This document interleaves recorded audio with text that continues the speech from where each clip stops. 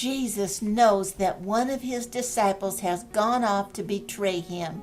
He knows he's about to be arrested and suffer terribly. So what does he do? Hi, kiddo. I'm Grandma Goodie, and I'm here to tell you a Bible story.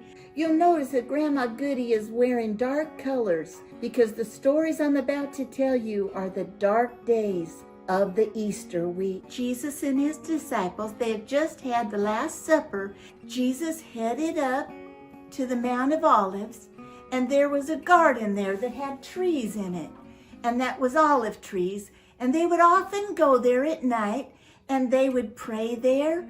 So they were heading to their usual spot. So I want you to picture a dark night, and they're walking up this winding road to this hill where there's a grove of olive trees, and they go into this little garden. Jesus says, "Come with me and pray, please." Jesus needed his friends. Yes, he was the Son of God, but he was a human. He was in a human body, and he knew what was going to happen to him. So he needed to pray and get the strength to face what he was choosing to do for us. So Jesus' friends and disciples, they sat down, and Jesus told them, "You stay here and pray so that you don't fall into temptation. I'm going to go a little further on, and I'm going to pray by myself." And it says he went about a stone's throw, so about as far as you could throw a stone. He went that far, and he started praying to his Father in heaven. And he knew how he was going to suffer. And he prayed, and he said, "Oh, Father in heaven, if there is any other way, please, please. But if there's no other way, then let your will be done, not my will." Because you see, as a human being, everybody, when they face suffering and shame and death, that's about as scary or as troublesome as it gets. And Jesus was suffering there in that garden, praying, and he prayed again, "Oh, Father, if there's any other way, take this cup of suffering away from me. Oh, Father, not my will, but your will be done." And the Father in heaven sent an angel, and an angel appeared to Jesus and somehow gave him strength to go on. And in another place, Jesus tells him, "Don't you know, I could just ask my Father right now, and he'd send a whole army full of angels to fight against anybody." And he knew he could have that. And he said, "Father, not my will, but your will be done." So Jesus got up and he walked back. They were all sound asleep. They left him alone. But he woke him up and he said, "Why are you sleeping? You need to be praying."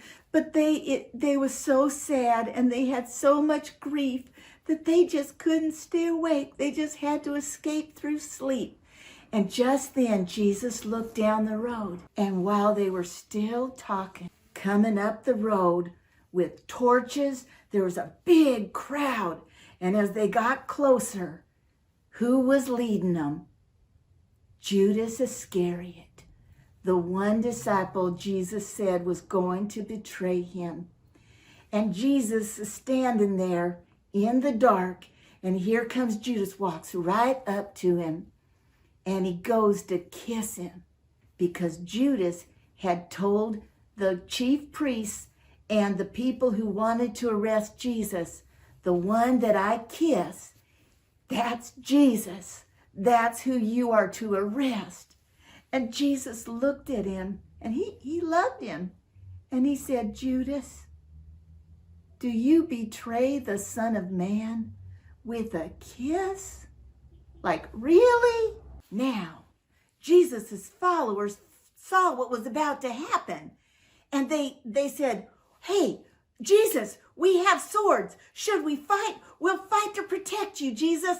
And one of them, he pulled out his sword, and it says he sliced and he chopped off the right ear of the servant of the high priest. Now, my guess is he was not aiming for the ear. He's probably aiming for the head, and the young man ducked. But he sliced off his ear. And Jesus said, "Stop, stop." And then Jesus did the most beautiful thing. I love this part of the story. That man is standing there holding his head where his ear used to be, and it's bleeding. And Jesus reached out and he touched right there where his ear used to be, and he healed him, and he made his ear as good as new. He loved his enemies while they were arresting him. That's pretty cool if you ask me. And then Jesus spoke to the religious leaders who were behind this plot, and he said to them, "Am I a leader of an armed band of men? Do I go around with clubs and swords and weapons that you have to come and arrest me like this in the dead of night? Every day I was right with you in the bright sunlight in the temple teaching the people. You could have arrested me at any time. But you know what? This is probably more fitting because this is your hour when darkness reigns." Well, I want to show you where to find this one in the Holy Bible. It's in the New Testament, and the book is the book of Luke, and it's chapter 22, and the verses are verses 39 to 54. And if you're using the secret code, it's LUK 22 and the 2 dots, and then 39 to 54. So you remember, kiddo, Grandma Goodie loves you, but God loves you more.